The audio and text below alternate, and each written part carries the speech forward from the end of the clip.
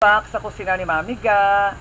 Today, magluluto tayo ng adobong paa ng manok. Okay, let's start. Maglagay na po tayo ng bawang. Yan, hindi ko na po binalatan yung bawang. Isinama ko na yung balat.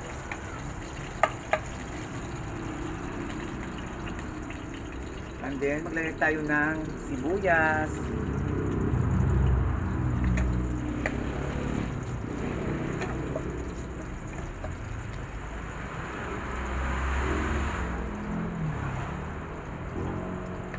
Chili red, pampaanghang sa ating adobong paa ng manok.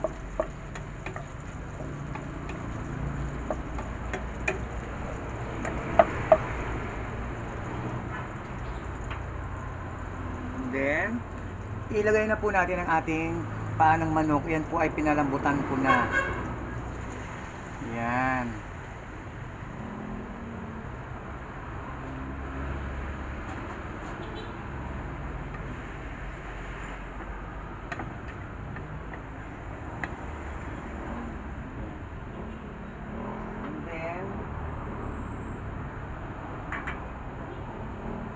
Maglagay na rin tayo ng dato puti soy sauce.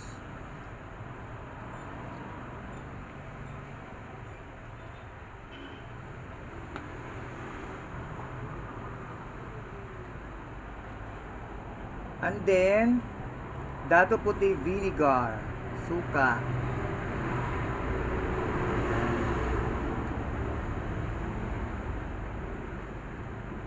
Paminta. Maglalagay na rin tayo ng laurel, bay leaves. At mag-add ako ulit ng chili green.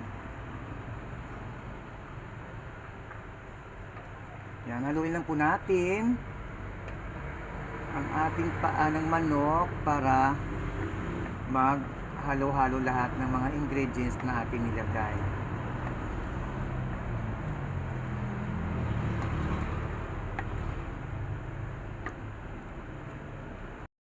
Ayan, takpan muna natin ng kunting minutes para kumulo ang ating adobong manok. Okay, tingnan na po natin ang ating, ayan, kumulo na po siya.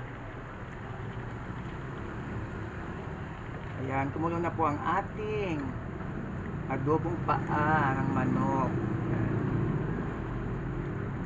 Then, mag-add po tayo ng brown sugar para medyo tumamis-tamis konti ang ating adobo.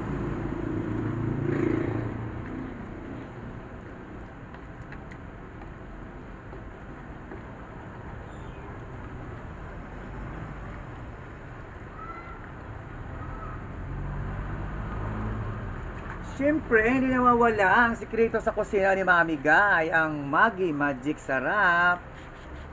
Yan, ang sikreto sa kusina. Pagpapasarap ng ating luto. Yan, yan na po ang ating adobong paa ng manok. Ang sarap ng ating adobo. Ayan. Kaya sa ating mga followers, sa ating mga viewers, thank you so much sa lagi niyo pagsusupport sa kusina ni Mami Ga.